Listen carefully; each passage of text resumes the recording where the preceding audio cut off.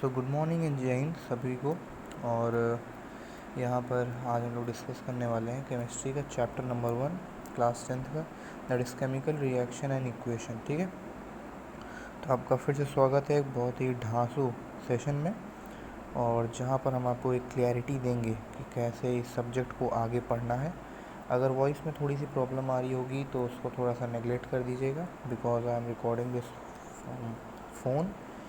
लेकिन मुझे नहीं लगता कि कोई वैसी प्रॉब्लम आनी चाहिए। ठीक है, okay. So first of all सबसे पहले हमको समझना पड़ेगा इसका एकदम बेसिक्स मैं समझाऊंगा आपको।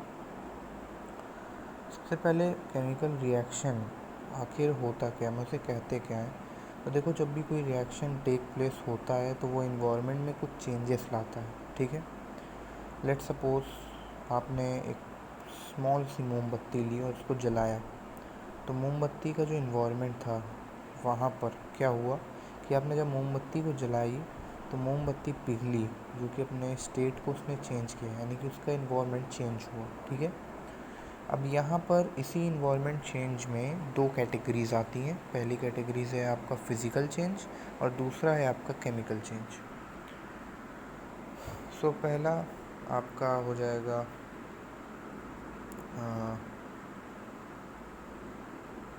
Physical change. इसको थोड़ा सा मैं और थिक कर लूँ।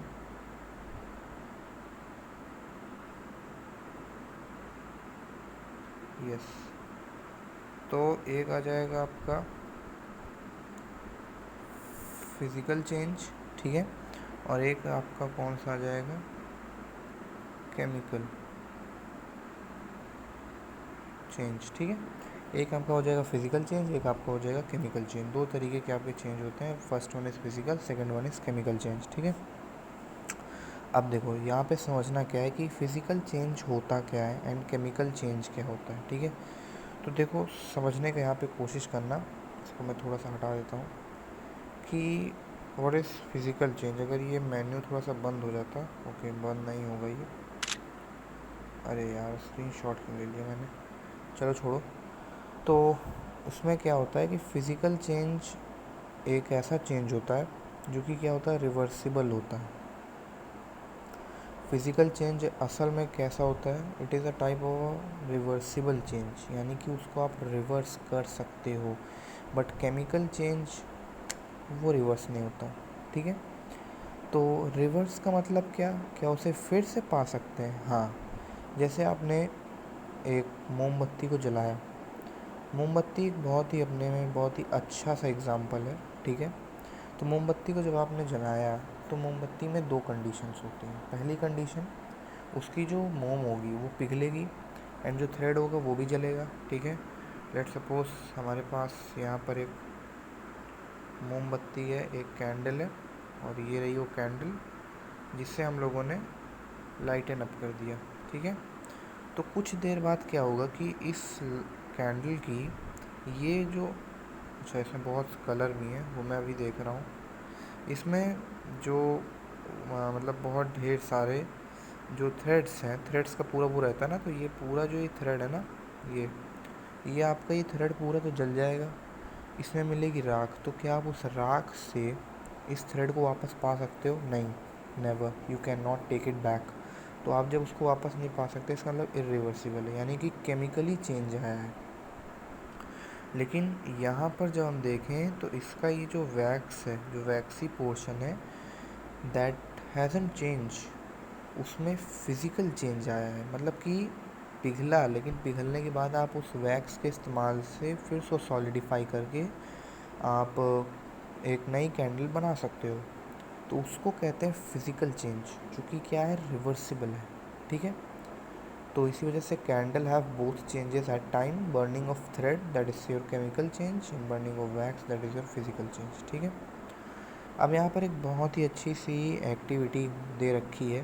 ठीक है, वो एक्टिविटी क्या है कि एक मैग्नीशियम की रिबन है, उसको यहाँ पर जलाया जाता है। तो मैग्नीशियम की रिबन को जलाने पर यहाँ पर एक डैज़लिंग वाइट लाइट आती है, चमकती हुई वाइट लाइट।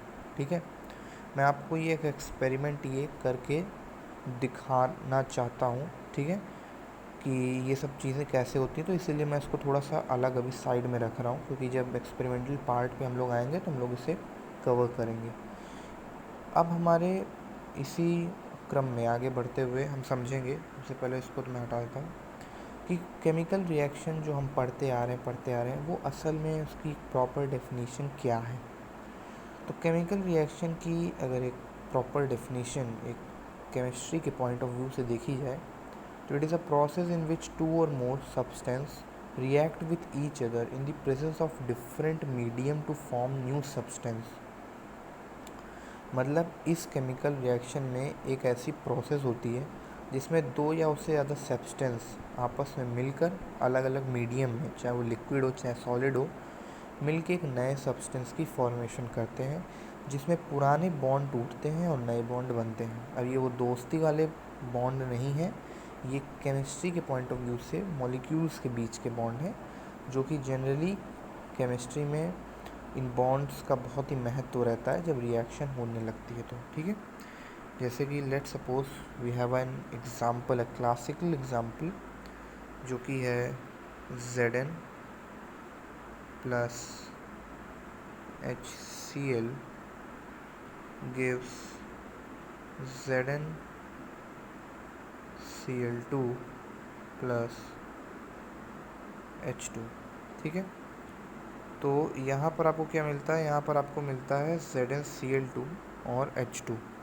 अब यहाँ पर देखने वाली बात यह है, इसको मैं कलर फिर से चेंज कर लेता हूँ, कि Zn एक सॉलिड कंपोनेंट था और यहाँ पर Zn was solid component, HCl aqueous state में था।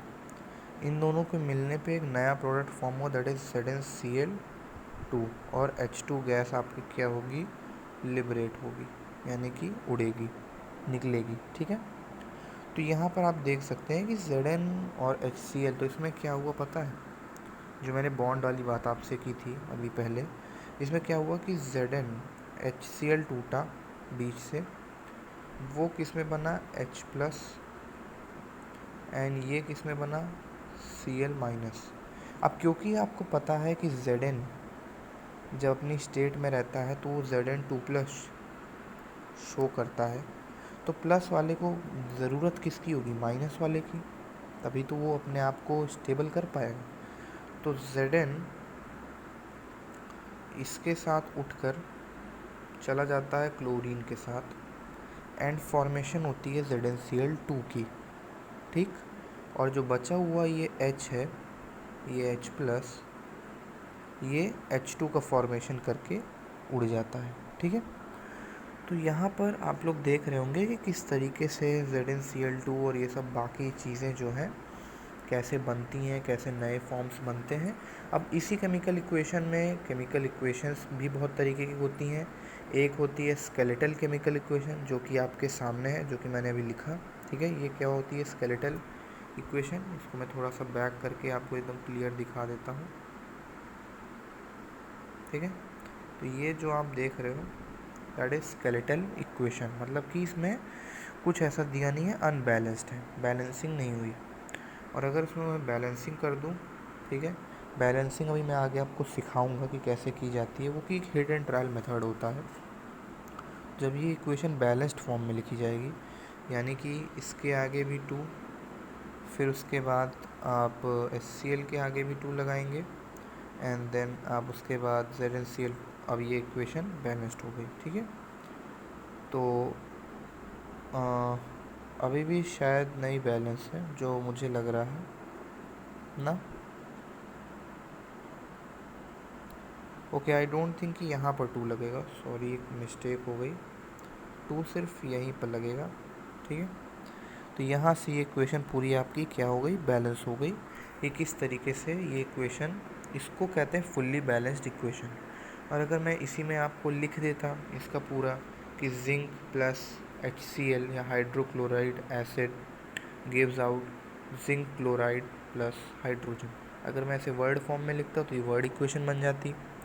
अनबैलेंस्ड अगर इस फॉर्म में लिखता ऐसे, यहाँ पर 2 ना रहता तो ये स्केलेटल इक्वेशन थी, और अगर यहाँ पर 2 आ जाता तो ये कैसी आपकी इक्वेशन हो जाती, फुल्ली बैलेंस्ड इक्वेशन, ठीक है, जो कि सारी इन्फॉर्मेशन शो करती है, लेकिन अभी भी ये पूरी तरीके से बैलेंस नहीं है। क्यों नहीं है? क्योंकि आपने तो स्टेट ही नहीं लिखी इक्वेशंस की। तो सबसे पहले ये क्या हो जाएगा, दिस इज सॉलिड एस, ये कैसा है आपका एक्वस, ठीक है, ये भी आपका कैसा है एक्वस, और ये तो आपकी गैस है, ठीक है। तो अब जाके ये पूरी इक्वेशन फुल्ली बैलेंस्ड इक्वेशन बनी, ठीक है। तो आई होप कि यहाँ पे आपको समझ में आ रहा होगा चीज़ें के बारे में, बहुत ही सिंपल चीज़ें थी। Now moving on to next चीज, अब यहाँ पर कैसे पता चले कि रिएक्शन हुई है, केमिकल रिएक्शन, क्योंकि हम ऐसे बुक में पढ़ के तो समझ नहीं सकते ना कि रिएक्शन भाई हो गई, वो तो होना ही था, लेकिन हमें कैसे पता चलेगा कि रिएक्शन असल में हुई है, कि हुई भी है कि नहीं। तो इसमें असल में 4 मेजर कंडीशंस होती हैं जिसके बेसिस पे हम बताते हैं कि रिएक्शन टेक प्लेस हुई है कि नहीं हुई है, ठीक है। तो वो चारों चीज़ें मैं आपको यहाँ पर एक्सपेरिमेंटली समझाऊंगा, जिससे कि आपको और अच्छे से चीज़ें समझ में आए, ठीक है। तो let's move to experiments now. तो यहाँ पर अब हम लोग आ गए हैं एक्सपेरिमेंट करने के लिए, और ये बहुत ही एक अच्छा वर्चुअल ऐप है जो कि एंड्रॉयड फ़ोन के लिए, सबके लिए पोर्टेबल है, बढ़िया ऐप है। सबसे पहले मैं आपको दिखाता हूँ कि जैसा मैंने कि कहा कि अभी पुराने में ही आपने देखा कि कैसे जिंक और HCl जब मिले तो उन्होंने ZnCl2 बनाया और H2 गैस निकली। लेकिन ये तो मैं कह रहा हूँ ना, आप क्यों मानो मेरी बात को, आप जब उस चीज़ को देखोगे तभी तो मानोगे, ठीक है। तो रिएक्शन का जो पहला जो चीज़ है वो है कि वहाँ पर गैस का एवोल्यूशन होना चाहिए, यानी कि कोई गैस अगर निकल रही है तो इसका मतलब रिएक्शन हो रही है। अब मैं दिखाता हूँ कि यहाँ पे जो मैं H2 गैस तब से बोले जा रहा हूँ वो एक्चुअल में निकलती है कि नहीं। सबसे पहले हम एसिड लेंगे, HCl सॉल्यूशन एक्वा स्टेट, और हम लोग यहाँ पर थोड़ा सा एसिड ले लेंगे, ठीक है, थोड़ा सा ज़्यादा ले लेता हूँ मैं, बस, ठीक है। तो यहाँ पर हमने इतना एसिड ले लिया और ऊपर आपको दिख रहा होगा कंटेंट में कि क्वांटिटी और डिज़ोल्व, ये सब सारी चीज़ें लिखी हुई हैं, कितना पानी है इसमें, कितने मोल ऑफ HCl है, हमें उससे नहीं मतलब है, हमें मतलब है रिएक्शन से। तो अभी यहाँ पर देखिए जैसा कि ऊपर लिखा है नो रिएक्शन सेट, यानी कोई रिएक्शन अभी यहाँ पर नहीं हुई है, क्योंकि कोई गैस का एवोल्यूशन नहीं हुआ। क्यों? क्योंकि अभी तो हमने सिर्फ HCl डाला है, जिंक तो डाला नहीं। तो अब हम यहाँ पर न्यूट्रल में जाते हैं, क्योंकि जिंक अपने में न्यूट्रल होता है। तो ये लिया हमने जिंक, और लिया हमने जिंक का एक बड़ा सा टुकड़ा, और डालूं पक्का, देखो, देख रहे हैं यहाँ पर बबल्स का भी फॉर्मेशन हो रहा है, और साइड में देखिए यहाँ पे टेम्परेचर कैसे राइज हो रहा है। साइड में मेरे फ़ोन के देखिए टेम्परेचर, देखिए कितना तेज़ी से टेम्परेचर बढ़ गया, बहुत तेज़ टेम्परेचर यहाँ बढ़ा। ऊपर रिएक्शन अभी आप देख सकते हैं, वही same reaction Zn+2Cl is equal to ZnCl2+H2, और बगल में देखिए बहुत तेज़ी से टेम्परेचर राइज हुआ। तो ये दूसरी कंडीशन आपको यहाँ से पता चली कि एक तो गैस यहाँ पर देखिए बहुत तेज़ी से गैस लिबरेट हो रही है हाइड्रोजन की, जो कि पॉपिंग साउंड प्रोड्यूस करती है। जब आप उसके पास कोई कैंडल ले जाएंगे तो पॉप साउंड आएगा।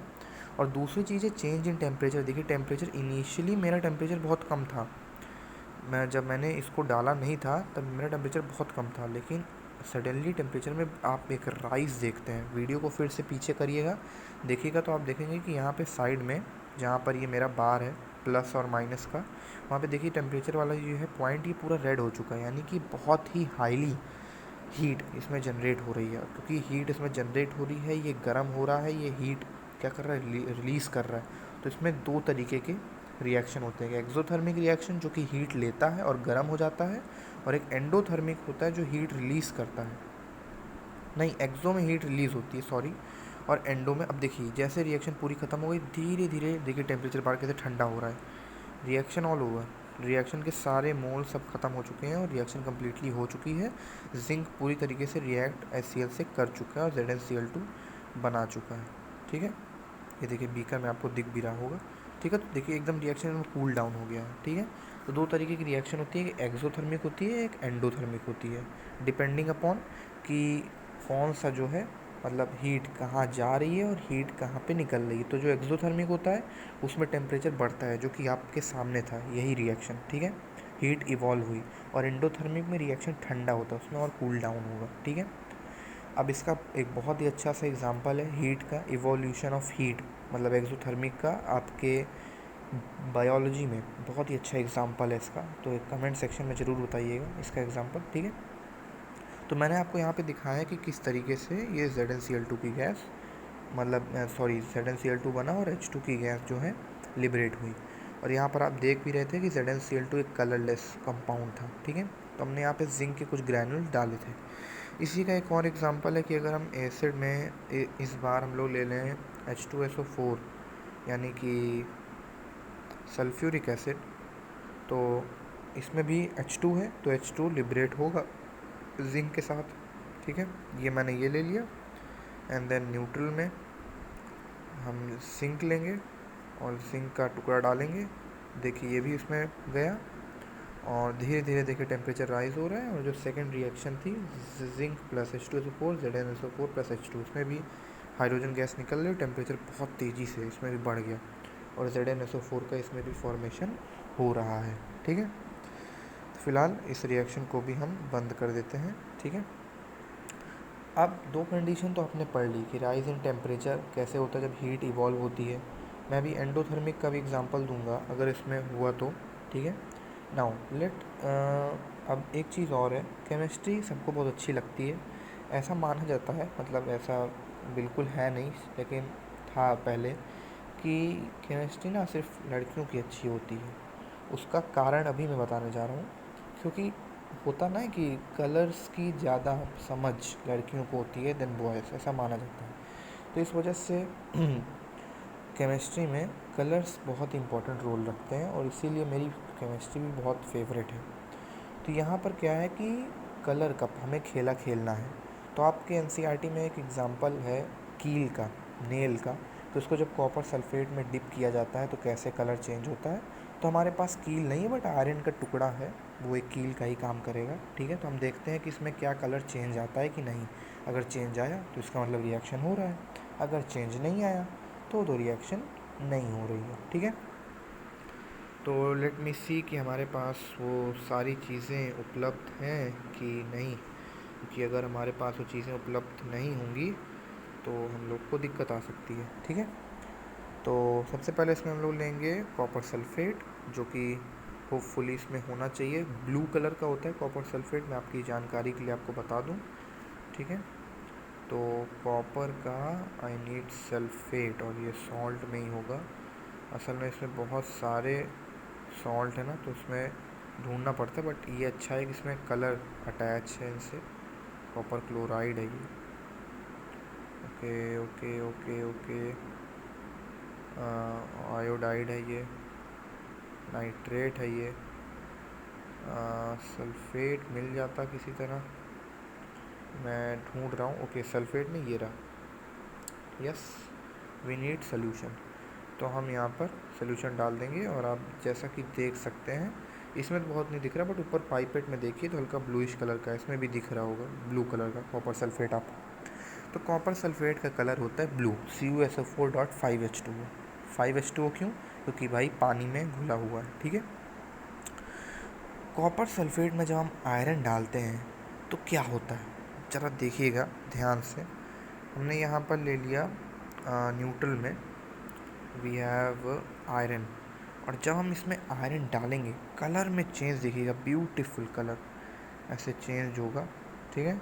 और ये हमने आयरन का थोड़ा बड़ा टुकड़ा लेता हूँ और ये डाल दिया, और कलर देखिए, कलर देखिए जनाब, इसका कलर तुरंत ही, इसका कलर देखिए एकदम एकदम अलग होने लगा। देखिए कैसे डिपॉजिट हो रहा है कॉपर, देखिए उस पर कैसे डिपॉजिट हो रहा है, ओ माय गुडनेस। देखिए Fe plus CuSO4 give FeSO4.Cu, वो जो Cu जो निकला है ना, वो Cu देखिए कि किस तरीके से नीचे देखिए कैसे कैसे डिपॉजिट हो रहा है वहाँ पर।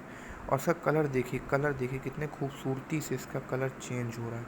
टेम्परेचर में बहुत राइज नहीं आया क्योंकि ये टेम्परेचर डिपेंडेंस का कोई रिएक्शन ही नहीं है, लेकिन कलर आप देख सकते हैं कि जो कि इनिशियली इसका ब्लू कलर था वो धीरे धीरे धीरे धीरे धीरे धीरे चेंज हो रहा है। मैं रिएक्शन थोड़ी सी और फास्ट करता हूँ जिससे कि जल्दी देखने को मिले जो है जो कलर है, इसका एकदम, ये जानते हैं एकदम ग्रीन कलर, जैसे एल्गी का ग्रीन कलर होता है ना, वैसे एकदम ग्रीन कलर और ब्राउन कलर की कोटिंग चढ़ जाती है इस पे, आयरन पे। मैं सोच रहा हूँ बहुत तेज़ी से रिएक्शन हो जाए, मैंने बहुत फास्ट कर दिया रिएक्शन। और आप लोग देख भी रहे होंगे, हरा हरा पानी अब हो गया है, धीरे धीरे ग्रीन हो रहा है। ठीक है, ये बहुत तेज़ कर दिया रिएक्शन, और ये कम्प्लीटली रिएक्शन लगभग अचीव ये कर चुका है अपनी। ठीक है, आई थिंक कंटेंट्स इसके ख़त्म ही हो चुके हैं पूरे। ठीक है, तो ये देखिए पूरा पानी देखिए एकदम ग्रीन हो गया। ब्लू मैंने लिया था, पूरा पानी ग्रीन हो गया, और कॉपर इसके ऊपर डिपॉजिट हो रहा है, अभी भी डिपॉजिट हो रहा है। ठीक है, पानी पूरा हरा होते जा रहा है, देखिए पूरा एकदम ग्रीन पानी हो गया आपके सामने। तो यानी कि यहाँ पर कलर चेंज की वजह से भी रिएक्शन होता है, और ये हमें यहाँ पर पता चला कि जब रिएक्शंस में कलर चेंज होते हैं तो वो जो है क्या करता है, वो बताता है कि रिएक्शन एक्चुअल में हुई है। तो ये 3 चीज़ें मैंने आपको बता दी। चौथी चीज़ मैं एक्सपेरिमेंटली नहीं बता पाऊँगा क्योंकि उसमें गैस की ज़रूरत पड़ेगी। इसको मैं बंद कर देता हूँ, अब रिएक्शन देख ही ली होगी आपने। ठीक है, तो चौथी चीज़ क्या है कि स्टेट में चेंज आना। मतलब स्टेट का चेंज का मतलब, जैसे सबसे क्लासिकल एग्जांपल है गैस H2 और O2। आप H2 एक गैस लो और O2 एक गैस लो। अब ऐसे नहीं कि ऐसे ले ही लो, ठीक है, उसके लिए भी प्रेशर में रखना पड़ता है बहुत उसे। तो H2 और O2 गैस को आपने लिक्विफाई करके ले लिया, और दोनों को जब मिलाएंगे तो H2O यानी कि लिक्विड जो पानी है आपका, वो बनता है। अब सोचिए H2 और O2 क्या थी, गैस थी, लेकिन इन दोनों के मिलने से लिक्विड बना, जो कि मतलब हम लोग सोचते हैं ना कि क्या बनना चाहिए था, क्या बन गया। तो वो स्टेट में उसके चेंज आए, तो जब ऐसा स्टेट में उसका चेंज आए तब आप कह सकते हैं कि हाँ रिएक्शन हुई है। तो अभी हमने 4 चीज़ें पढ़ी, गैस की एवोल्यूशन, उसके साथ साथ टेम्परेचर को भी देखा, मद्देनज़र रखा, एक्सोथर्मिक एंडोथर्मिक।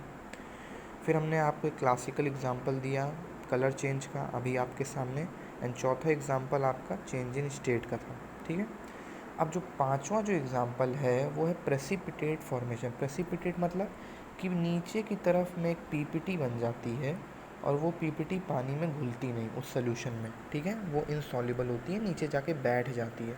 तो जब ऐसा कुछ आपको कंपोनेंट दिखे जो नीचे जाके बैठ जाए, तब जानिए कि हाँ प्रेसिपिटेट का फॉर्मेशन हो गया है। ठीक है, मैं आपको यहाँ पर जो है प्रेसिपिटेट एक बार दिखाता हूँ कि प्रेसिपिटेट का एक बहुत ही अच्छा सा एग्जाम्पल है। ठीक है, तो मैं कोशिश करता हूँ कि वो एग्जाम्पल आपको बिल्कुल दिखाया जाए। अ,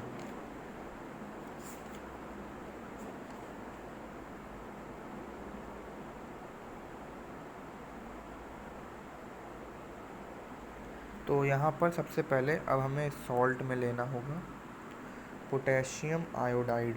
देखूँ होना चाहिए इसमें फ़िलहाल, क्योंकि मैं सल्फेट तक आ गया, आयोडाइड ऊपर ही होगा। हाँ ये रहा, इसमें पोटेशियम आयोडाइड किया ये रहा। ठीक है, तो इसको मैं सॉल्यूशन में ही लेता हूँ क्योंकि वो ज़्यादा आसान रहेगा आपको समझाने में भी। तो ये मैंने इसको ले लिया, क्या ले लिया, पोटेशियम आयोडाइड, क्या ही ले लिया। अब जैसे मैं इसमें लेड नाइट्रेट डालूँगा, तैसे इसमें एक बहुत ही प्यारी सी चीज़ होगी आपको देखने को मिलेगी। अभी मैं दिखाता हूँ, lead nitrate, lead nitrate, okay nitrate, ये सल्फेट है, सल्फेट सबसे नीचे, देन फॉस्फेट, नाइट्रेट, ये तो आयोडाइड आ गया, ये रहा नाइट्रेट। इसमें लेड का अगर नाइट्रेट मिल जाता, ओके मिल गया लकीली, तो इसको भी सॉल्यूशन में डालूँगा, and let's see what happens.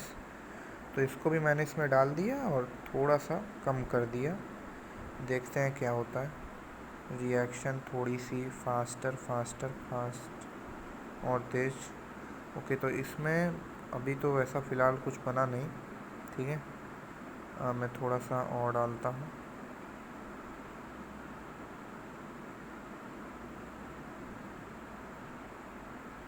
थोड़ा सा और सॉल्ट डालना पड़ेगा मुझे ऐसा लग रहा है। आई थिंक एनहाइड्रस ही मुझे डाल देना चाहिए था। ठीक है, तो हाँ ये एनहाइड्रस इसमें गया, एंड अब तो इसमें बनना चाहिए फ़िलहाल।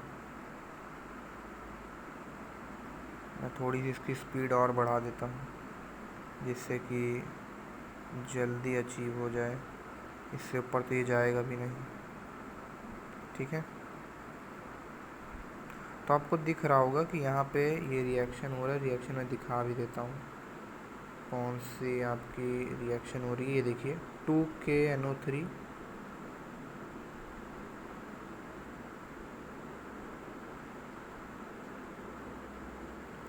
और इसमें जो है असल में यहाँ पर रिएक्शन इसने पता नहीं क्यों उल्टी लिखी हुई है। KNO3 बाद में बनना चाहिए था, तो ये थोड़ा सा हो सकता है इसमें टेक्निकल एरर आ जाए, बिकॉज मैंने KI और PbNO3 डाला था। तो चलिए ठीक है, उतना चलता है। एक बार इस रिएक्शन को फिर से मैं करने की कोशिश करता हूँ ना, एक बार थोड़ा सा कट करके, क्योंकि कभी कभार ये ऐप थोड़ा सा लैग करने लगता है। ठीक है, तो इसे अब शुरुआत से हम लोग करते हैं। ओके, तो इस बार क्या करता हूँ कि मैं लेड नाइट्रेट को लेता हूँ एज अ सॉलिड। ठीक है, क्योंकि पिछली बार उससे लिया था तो बना नहीं था, तो मैं लेड नाइट्रेट को एज अ सॉलिड लेता हूँ। लेड नाइट्रेट, लेड नाइट्रेट, ये तो नाइट्रेट, ये लेड का है मान लो, इसको तो मैं लेना है। चलो अच्छा, कोई नहीं कोई नहीं कोई नहीं, ये रहा, इसको सॉल्यूशन में लेना। तो ये हमने सॉल्यूशन थोड़ा सा ज़्यादा ही अब की मैं रखूँगा, ये आपको दिखना भी चाहिए।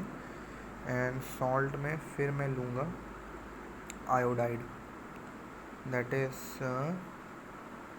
कहाँ गया, मिल जा मिल जा मिल जा भैया। इसमें यही होता है ना, थोड़ा सा ढूंढना पड़ता है आपको। अगर आंखें तेज़ हैं तो ये मिल भी जाता है। हाँ, ये रहा, आंखें तेज़ है मेरी सही में। पोटेशियम आयोडाइड एनहाइड्रस, ज़्यादा नहीं, इतना ऐसा ही लूँगा। तो ये इसमें गया एंड रिएक्शन में वही दिखा रहा है फिर से। ठीक है, नहीं इस बार शायद रिएक्शन सही है। हाँ, इस बार मैंने रिएक्शन सही की है, तो इस बार देखना है क्या बनता है। ठीक है, इसको मैं थोड़ा सा और तेज़ कर दूँ। देखिए हल्की हल्की आपको देखिए येलो पीपीटी दिख रही होगी, बहुत हल्की सी, क्योंकि ऐप है ना, इसमें जो है थोड़ी सी प्रॉब्लम आ जाती है कभी कभार। थोड़ा सा और डालता हूँ इसमें। ठीक है, एनहाइड्रस ही डालूँगा। और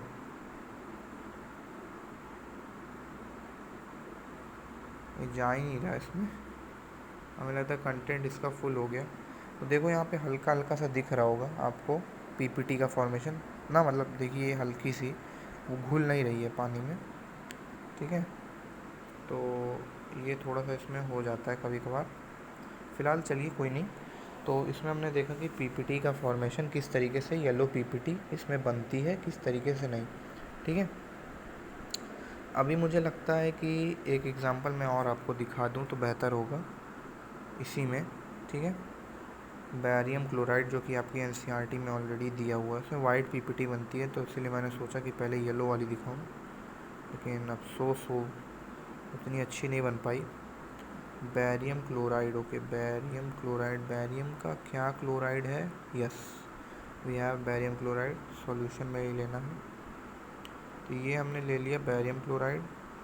ठीक, एंड इतने ही प्रोपोर्शन में हम लेने वाले हैं सोडियम सल्फेट। सल्फेट तो सबसे नीचे है, तो इसमें तो कुछ सोचना ही नहीं। सोडियम का सल्फेट ये रहा, ये भी सॉल्यूशन ही रहेगा। एंड ये हमने इसमें डाल दिया। तो अब ये कुछ देर बाद क्या होगा, ये कैलकुलेट अपना कर रहा है, जो भी कर रहा है इसे करने देते हैं। एंड रिएक्शन सबसे पहले देख लेते हैं। तो Na2SO4 plus BaCl2 gives BaSO4 plus NaCl। ठीक है, और BaSO4 की यहाँ पर वाइट पीपीटी बनती है, जो कि नीचे बनती हुई आपको दिख रही होगी, सफ़ेद सफ़ेद, जो उसमें धुआं जैसे ये जो निकल रहा है ना, वो तो एक्चुअल में धुआं नहीं है, उसकी पीपीटी भाई बन रही है, मतलब वो पानी में मिलेगी नहीं, तो ऐसे ऐसे ऐसे ऐसे तैरती रहेगी। ठीक है, तो थोड़ी सी रिएक्शन और तेज़ कर देता हूँ। फ़िलहाल कोई मतलब है नहीं, वो पीपीटी बन ही चुकी है, उसको बंद ही कर देता हूँ मैं। ठीक है, हाँ, तो ये हो गया। अब बर्न में आपको दिखा देता हूँ वो किसका जो है, हाइड्रोजन का। अरे ये कहाँ में आ गया, एक मिनट। हाँ, तो इसमें कभी कभार बहुत ऐड आने लगते हैं भाई, तो थोड़ा सा 1 मिनट रुको, मैं थोड़ा और ठीक कर दूँ इसको।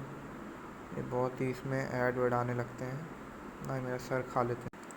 चलो कोई नहीं, तो इसमें मैं आपको जला के दिखाता हूँ। मैग्नीशियम का जो रिबन वाला था वो भी मैं दिखाई देता हूँ, ठीक है। तो आई थिंक न्यूट्रल में मैग्नीशियम मिल गया भाई, मिल गया। तो मैग्नीशियम का अब रिबन तो नहीं है, लेकिन मैं टुकड़ा ही जला के दिखा दूँगा, ठीक है। तो ये गया टुकड़ा नीचे। हाँ हाँ, पता है भाई, पता है। ऐसा लग रहा है, ऐसे लग रहा है कि मुझसे ज़्यादा ही जानता है। तो अब यहाँ पर मैं इसको जा रहा हूँ जलाने, और ये देखिए डैज़लिंग फ्लेम, देखिए सफ़ेद सफ़ेद, क्या जला है ना, मज़ा आई। अच्छा रुको, थोड़ी देर तक और जलाता हूँ, नहीं तो आप लोग कहोगे ना भैया मज़ा नहीं आई। यही यही बोलते हो तुम लोग। तो इसमें न्यूट्रल में कहाँ गया मैग्नीशियम, अब की एकदम मैक्सिमम उस पर जलाऊँगा। ये देखो, ये रख दिया, ये टूट गया। अभी जलाता हूँ, अभी देखना। ये देखो, ये देख रहे हो, वाइट डैज़लिंग फ्लेम, एकदम चमकती हुई फ्लेम, देख रहे हो कितना मस्त जल रहा है ये, ठीक है। तो यही था आपके में कि ये जलेगा, और नीचे राख वाख तो फ़िलहाल सब जल गई। जब आप वहाँ पे लैब में जलाओगे तो राख थोड़ी सी बचेगी, क्योंकि अब ये ऐप है भाई, तो ऐप ने पूरा चीज़ जला दिया इसमें, ठीक है। तो वो जो राख बनती है वो भी सफ़ेद रंग की बनेगी, NGO की, ठीक है। तो मुझे लगता है कि यहाँ पर आपको जो है कोई प्रॉब्लम नहीं आई होगी। ये पूरा चैप्टर मैं ऐसे ही पढ़ाने वाला हूँ, ठीक है। मेरा अपना ही खुद का तरीका है पढ़ाने का। चलिए हम लोग आगे बढ़ते हैं और अब पढ़ते हैं कि टाइप्स ऑफ रिएक्शन, रिएक्शन कितने टाइप के होते हैं। तो रिएक्शन होते हैं भाई, आपके जो सिलेबस में है वो है 5 तरीके की reaction: combination, decomposition, displacement, double displacement, redox, ठीक है। इन पर जल्दी जल्दी मैं देखूंगा, क्योंकि आप लोग को ऑलरेडी मैंने इनके बहुत से रिएक्शन ऑलरेडी करा चुका हूँ, और इसके बहुत से एग्जांपल्स हैं आपके में। तो जो क्लासिकल इसके एग्जांपल होंगे वो मैं एग्जांपल आपको दूंगा, और फिर बाकी आप लोग अपना समझते रहिएगा, करते रहिएगा, ठीक है। सबसे पहले देखते हैं हम लोग कॉम्बिनेशन रिएक्शन, ठीक है। ठीक, कॉम्बिनेशन रिएक्शन में मैं यहीं पर आपको एक रिएक्शन दिखा देता हूँ, ठीक है। तो यहाँ पर जो है, इसको थोड़ा सा बैक करूँ, हाँ मिक्स में आऊँ। देखो, कॉम्बिनेशन रिएक्शन में आपके रिएक्शन होते हैं कि जब दो या उनसे ज़्यादा रिएक्टेंट को बनाओ, उनको जोड़ो, लेकिन उनसे प्रोडक्ट एक ही बने। मतलब दो या उससे ज़्यादा रिएक्टेंट को तुम मिला रहे हो, but it is forming a single product. As the name suggest, combination यानी कि तुम कंबाइन कर रहे हो रिएक्शन में ना। तो यहाँ पर अब दो मैं आपके में लेता हूँ प्रोडक्ट, जो कि आपकी NCERT में दिया हुआ है। एक है कैल्शियम ऑक्साइड सॉल्ट में, I think oxides are not present here, या ऑक्साइड नहीं होगा यहाँ पर, ठीक है। आई थिंक सो, ऑक्साइड इसमें नहीं है, ठीक है। मैं वैसे देखता हूँ, अगर ये मिल जाए तो इट वुड बी हाईली, नहीं है। ऑर्गेनिक में भी नहीं होगा, ऑर्गेनिक कहाँ होगा, ठीक है। तो इसकी जगह मैं और आपको क्या दिखा सकता हूँ, एक तरीके से आपको दिखा सकता हूँ मैं कॉम्बिनेशन रिएक्शन में, मतलब अभी तो मेरे फ़िलहाल समझ में नहीं आ रहा कि कैसे आपको बताऊँ जो है। तो वो रिएक्शन था यही CaO का, कैल्शियम ऑक्साइड का, और उसमें जब पानी मिलाते हैं तो वो कैल्शियम हाइड्रोक्साइड बनता था, ठीक है। एक बहुत ही सिंपल सा रिएक्शन है वो, लेकिन अब क्योंकि यहाँ पर ऑक्साइड प्रोडक्ट है ही नहीं, तो मैं वो दिखा भी नहीं पाऊँगा जो है ना, रिएक्शन कैसे बनते हैं, कैसे क्या होते हैं। फिलहाल कॉम्बिनेशन एक बहुत ही सिंपल सा रिएक्शन है, जिसमें दो रिएक्टेंट को मिला के एक प्रोडक्ट बनेगा। कैल्शियम ऑक्साइड को जब पानी में मिलाओगे तो कैल्शियम हाइड्रोक्साइड बनना है, और थोड़ी सी हीट रिलीज होगी, चूना जिसे हम कहते हैं ना। तो कैल्शियम हाइड्रोक्साइड आपका स्लेक लाइम बना लेगा, and your calcium oxide is your quick lime, ठीक है। जब पानी मिलता है स्लेक लाइम बना लेता है। अगला रिएक्शन जो है वो है आपका डीकम्पोजिशन रिएक्शन, यानी कि कॉम्बिनेशन का उल्टा भाई। मतलब कॉम्बिनेशन में जैसे दो रिएक्टेंट को मिलाकर एक प्रोडक्ट बन रहा था, इसमें एक रिएक्टेंट से दो प्रोडक्ट बनेंगे, ठीक है। और इसका मैं एग्ज़ाम्पल आपको दे सकता हूँ बढ़िया से, ठीक है। तो इसका एग्ज़ाम्पल क्या है कि इसका एग्ज़ाम्पल आप लोग अपने घर पर भी कर सकते हो कि इलेक्ट्रोलिसिस पानी की, कि एक पानी लीजिए, उस पानी में 2 पेंसिल डालिए और उन पेंसिल को आप बैटरी से छुआ दीजिए। देखिएगा एक टर्मिनल पे हाइड्रोजन निकलेगी, एक पे ऑक्सीजन आपको निकलते हुए पूरा बाकायदा दिखेगी, ठीक है।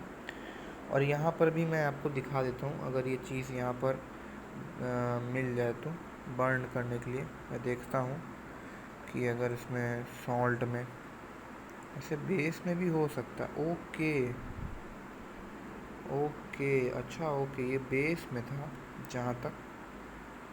नहीं नहीं नहीं, मैं आपको पिछला वाला एक्सपेरिमेंट रुकिए करा देता हूँ कि अभी मैंने ये ध्यान दिया, मेरे ध्यान से एकदम उतर गया था ये, ठीक है। तो फ़िलहाल तो इसमें हाइड्रोक्साइड है तो, लेकिन ये कैल्शियम का हाइड्रोक्साइड है जिसकी हमें बहुत ज़्यादा ज़रूरत थी नहीं, ठीक है। ये तो बना बनाया हाइड्रोक्साइड हमें मिल गया। हमें ज़रूरत थी कैल्शियम कार्बोनेट की। तो हम देखते हैं कि क्या इसमें हमें कैल्शियम कार्बोनेट मिलता है। तो कैल्शियम का भाई कार्बोनेट तो यहाँ पे यार नहीं है, तो ये भी मैं आपको डिकम्पोजिशन रिएक्शन नहीं है दिखा पाऊँगा, ठीक है। अच्छा हाँ, एक चीज़ और बता दूँ, जो भी मैंने Mg का मतलब जो जलाई थी जो स्ट्रिप, वो भी एक कॉम्बिनेशन का ही पार्ट था, तो उसे आप कॉम्बिनेशन में बिल्कुल लिख सकते हो, कॉम्बिनेशन रिएक्शन में। डिकम्पोजिशन रिएक्शन का है कि जब आप कैल्शियम कार्बोनेट को, जो कि लाइमस्टोन जिसे कहते हैं, उसका पत्थर बनता है, ठीक है, उसको जब आप जलाते हैं, ठीक है, उसको जब आप जलाते हैं कैल्शियम कार्बोनेट को, तो वो जलने पे कैल्शियम ऑक्साइड और कार्बन डाइऑक्साइड को रिलीज़ करता है हवा में, ठीक है। तो वो चीज़ें थी। डिकम्पोजिशन रिएक्शन में अक्सर हम देखते हैं कि किसी चीज़ को जलाया जाता है, उसको जो है, ठीक है, उसको जलाने पे ही हमें वो चीज़ मिलती है, और वही सारी चीज़ें थी यहाँ पर जो है। लेकिन अब बहरहाल क्योंकि वो यहाँ पर थोड़ा सा मतलब नहीं है, तो उसके लिए थोड़ी सी माफ़ी चाहूँगा। लेकिन तब भी मतलब ये जो रिएक्शंस हैं ये जो हैं ऐसे ही यहाँ पर होती हैं। एक आपके में रिएक्शन है FeSO4 की भी, ठीक है, वो भी एक डिकम्पोजिशन रिएक्शन है फेरस सल्फेट की, कि जब हम उसे हीट करेंगे फेरस सल्फेट को तो Fe2O3 बनाता है और SO2 और SO3 गैस निकालता है। तो मैं एक बार देखता हूँ कि बर्न करने पे क्या वो मिल जाए मुझे। फेरस सल्फेट आई थिंक मिल जाना चाहिए, सल्फेट सबसे नीचे था, तो फेरस का, हाँ, आयरन सल्फेट, वही फेरस सल्फेट। तो इसका ये पूरा ये टुकड़ा है, ये मैंने गिराया, ये टुकड़ा इसका चूर चूर हो गया, और इसको अब मैं जलाऊंगा। ये देखिए, ये देखिए, इसमें से फ्लेम निकल रही है, और बगल बगल में देखिए हल्का सा धुआं निकल रहा है, हल्का सा, बस हल्का सा देखिए धुआं निकल रहा है। वो धुआं किसका है पता है? वो धुआं है सल्फ़र की गैस।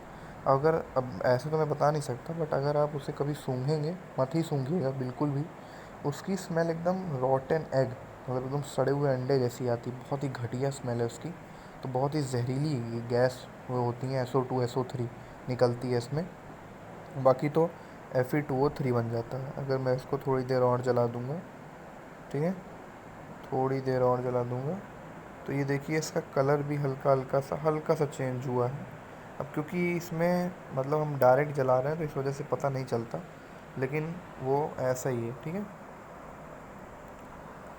चलिए फिर उसके बाद जो है, अब हम क्या करते हैं, तो आप लोग की ख्वाहिश पे एक चीज़ यहाँ पे कर दीजिए, बोलिए।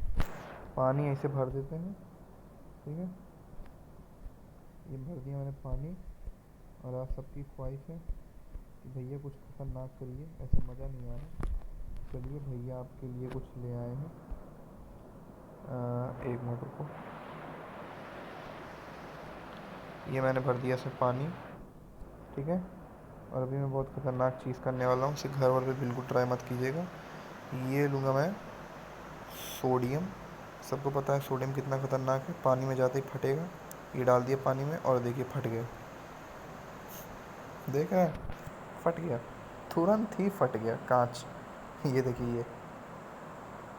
अब आप लोग कह रहे हैं भैया धमाका, मज़ा तो आई, ठीक है, तो इसे हम जोड़ के फिर से रख दे रहे हैं। वैसे केमिस्ट्री लैब में मत करना क्योंकि वहाँ पे हो नहीं पाएगा।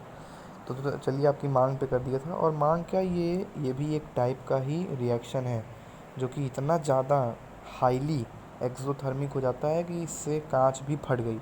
ठीक, चलिए तो इसीलिए कह रहा हूँ इसे बिल्कुल भी मत ट्राई करना, बिल्कुल भी नहीं। तीसरी चीज़ है जो कि है आपका डिस्प्लेसमेंट रिएक्शन। ठीक है, डिस्प्लेसमेंट रिएक्शन, इसमें क्या होता है कि इसके लिए आपको याद करनी पड़ेगी रिएक्टिविटी सीरीज़, और जिसके यूट्यूब पे बहुत सारे ट्रिक्स हैं तो उनको आप सर्च करिएगा। फ़िलहाल मैंने जो याद की थी वो थी केदारनाथ का मालिक आलू ज़रा फीकी पकाता है, इससे मैंने याद की थी। बट आप किसी भी तरीके से इसे याद कर सकते हो, बट आपको याद करना ज़रूरी है। तो इनिशियली ध्यान दीजिएगा जो मैंने आपको एक एग्ज़ाम्पल दिया था। चलिए यहाँ पे मैं फिर से वो एग्ज़ाम्पल आपको दे देता हूँ अलग से हट के। एक आपको दिया था स्टार्टिंग में, याद करिए, आयरन का और कॉपर सल्फेट का, जिसमें कलर का चेंज आया था। तो वो एग्ज़ाम्पल भी डिस्प्लेसमेंट का है, क्योंकि आयरन कॉपर से ज़्यादा रिएक्टिव था। केदारनाथ का मालिक आलू ज़रा फीकी पकाता है, क्योंकि, तो क्योंकि का सी यू यानी कि नीचे आ रहा है और आयरन ऊपर है, तो यानी कि वो ज़्यादा रिएक्टिव था कॉपर से, इसलिए उसने कॉपर के सॉल्ट को, मतलब कॉपर का ही सॉल्ट था, और आयरन ने कहा चल भाई मेरी गुंडागर्दी, मैं तुझे यहाँ से हटा रहा हूँ। तो उसने क्या किया, उसने तुरंत ही FeSO4 में से, मतलब CuSO4 में से कॉपर को ही निकाल दिया और खुद जाके वहाँ पर जुड़ गया। ठीक है, अब इसका मैं मैकेनिज़्म बताऊँगा कि कैसे ये हुआ, कैसे क्या हुआ। फ़िलहाल के लिए यहाँ पर आप देखिए ध्यान से। तो ये डिस्प्लेसमेंट रिएक्शन था। अब एक रिएक्शन मैं और देता हूँ कि कॉपर भाई के पास अब आयरन की गुंडागर्दी नहीं, अब जिंक की भी, क्योंकि जिंक ज़्यादा रिएक्टिव है तो जिंक की भी गुंडागर्दी चलेगी। डिस्प्लेसमेंट रिएक्शन तभी होगा जब एक रिएक्टिव होगा दूसरे से, अगर दोनों सेम रिएक्टिव के हैं तो कभी भी रिएक्शन नहीं होगा। ये पेपर में बहुत बार पूछ चुका है, बोर्ड में भी आ चुका है, तो इसीलिए इसका ध्यान दीजिएगा। Copper sulphate, copper sulphate, copper sulphate, ये रहा हमारा प्यारा सा कॉपर सल्फेट। इसको हम लोग नीले रंग का कॉपर सल्फेट भर देंगे, और अनफॉर्चुनेटली इसका नीला रंग फिर से जाने वाला है। हम लोग लेंगे न्यूट्रल, न्यूट्रल में अब की बार आयरन नहीं, अब की बार हम लोग लेंगे जिंक, और अब इसका कलर बनेगा कलरलेस। ये पूरा सोल्यूशन कलरलेस होने वाला है। इसको थोड़ा सा मैं तेज़ी दे देता हूँ। ठीक है, ये देखिए, अभी देखिए ये पूरा ब्लू कलर फेड हो जाएगा और ये पूरा सोल्यूशन एकदम ट्रांसपेरेंट, जैसे पानी होता है ना, वैसे देखिए धीरे धीरे देखिए कलरलेस होता जा रहा है। पूरा सोल्यूशन देख रहे हैं, एकदम एकदम से कलरलेस हो जा रहा है। रिएक्शन में दिखा भी देता हूँ, zinc plus CuSO4 ZnSO4 plus Cu, और देखिए पूरा कलरलेस हो गया। देख रहे हैं पूरा नीला कलर चला गया, ब्राउन कलर का कॉपर जिंक के ऊपर चढ़ गया। ये देखिए पूरा कलरलेस, एकदम अच्छे से पूरा एकदम कलरलेस हो गया। ठीक है, तो यही मुझे जो है आपको यहाँ पर दिखाना था। ठीक है, चलिए, तो आपने डिस्प्लेसमेंट रिएक्शन के दो रिएक्शन भी पढ़ लिए। ठीक है, फिर उसके बाद बारी आती है डबल डिस्प्लेसमेंट की। तो डबल डिस्प्लेसमेंट हमेशा रिएक्शन होता है जिसमें PPT बनती है, और PPT का याद करिए, मैंने आपको दो रिएक्शन ऑलरेडी वीडियो में पीछे बताया हुआ है, तो उसको जाके आप चेकआउट करिए और बताइए कि वो दोनों रिएक्शन कौन से थे कमेंट सेक्शन में। पांचवा है आपका रेडॉक्स रिएक्शन। तो अब इसमें मैं एक्सपेरिमेंट आपका नहीं कर पाऊँगा, क्योंकि ये थोड़ा सा अलग तरीके का पेचीदा सा रिएक्शन है। ठीक है, तो इसके लिए मुझे जो है थोड़ा सा आना पड़ेगा पहले। ठीक, तो इसको मैं बंद कर देता हूँ ऐप को। तो चलिए यहाँ पर अब बात करते हैं उन चीज़ों की जो चीज़ें हल्की फुल्की सी हमारी छूट गई थी। ठीक है, तो सबसे पहले हमने देखा कॉम्बिनेशन रिएक्शन का एग्जांपल, क्या देखा हमने, CaCO3 को जब हम करते हैं हीट, हीट का ये सिंबल होता है ट्रायंगल। ठीक है, ये बिंगोस वाला वो नहीं है जो आप लोग चिप्स खाते रहते हैं, ठीक है, डोरिटोस वाला वो नहीं है बिल्कुल भी, उसे मत समझिए। तो ये क्या है, ये आपका लाइमस्टोन है। ठीक है, ये इसको जब मैंने हीट किया तो आपको क्या बना, CaO, यानी कि आपका क्विक लाइम, ठीक है, कैल्शियम ऑक्साइड, प्लस आपकी CO2 गैस रिलीज़ हुई। और ये हम पता कैसे कर सकते हैं कि कार्बन डाइऑक्साइड या क्या पता हाइड्रोजन हो। अब आँख से देखने में तो दोनों कलरलेस है, तो इस CO2 गैस को जब आप लाइम वाटर टेस्ट कराएंगे, जो कि आप पढ़ेंगे आगे भी, तो उसमें क्या होगा कि वो लाइम वाटर क्या हो जाएगा, मिल्की, यानी कि उसका कलर हल्का दूध जैसा हो जाएगा। तो वहाँ से आपको पता चलेगा कि हाँ ये कार्बन डाइऑक्साइड ही थी, हाइड्रोजन नहीं थी। अगर हाइड्रोजन होगी तो उसके पास कैंडल ले जाइएगा, वो पॉपिंग साउंड करेगी। अगर नहीं की तो हाइड्रोजन नहीं होगी, अगर करेगी तो होगी। ठीक है, तो ये जो है हमने यहाँ पर सीखा। फिर इसको हटाते हैं तो डिकम्पोजिशन रिएक्शन था। अब डिस्प्लेसमेंट रिएक्शन, डिस्प्लेसमेंट जो कि मैंने बताया कि इसका बहुत ही क्लासिकल एग्जांपल भी आपको दिया। तो यहाँ पर क्या होता है, CuSO4 प्लस Fe आपको देता है FeSO4 प्लस में Cu। ठीक है, तो यहाँ पर देखिए क्या हुआ, एकदम दगेबाजी हुई है, दगेबाजी। कॉपर आराम से बैठा था, फिर आयरन आया, आयरन ने कहा कॉपर को चल हट। उसने क्या कहा, चल हट, मैं तुझसे ज़्यादा रिएक्टिव हूँ, और उसके सॉल्ट में आके जुड़ के अपना सॉल्ट बना लिया। मतलब घर था कॉपर का, लेकिन उसको बेघर करके अपना उसके घर में चला गया, क्योंकि ज़्यादा दबंग था कॉपर से। ठीक है, मतलब वही वाली बात है ना, जैसे कि हो सकता है कोई फॉरेनर आ जाए और यहाँ पे यूपी वाले चले जाएँ, तो यूपी वाले ज़्यादा दबंग है तो उसको डिस्प्लेस कर देंगे, हटा देंगे। तो वैसे ये क्या हुआ, आयरन ने क्या किया, कॉपर को हटा दिया और FeSO4 यहाँ पर बना लिया, और कॉपर बेचारा अकेले ब्राउन कलर का प्रेसिपिटेट बना के हट गया। ठीक, ये सारे केस में नहीं होगा, ये उसी केस में होगा जो कॉपर से ज़्यादा दबंग होगा। कभी कभार कॉपर भी दबंग होगा, तो उस केस में कोई रिएक्शन नहीं होगी, कॉपर के सॉल्ट अपने आप ही उसके पास रहेंगे। ठीक है, ये चीज़ें हो गई। अब मैंने आपको बताया था डबल डिस्प्लेसमेंट रिएक्शन, जिसमें आपको मैंने एग्जांपल दिया था बैरियम क्लोराइड और सोडियम सल्फेट का। वीडियो को पीछे करिए और फिर उसके बाद देखिए। तो वहाँ पर रिएक्शन क्या थी, रिएक्शन थी आपकी Na2SO4 प्लस BaCl2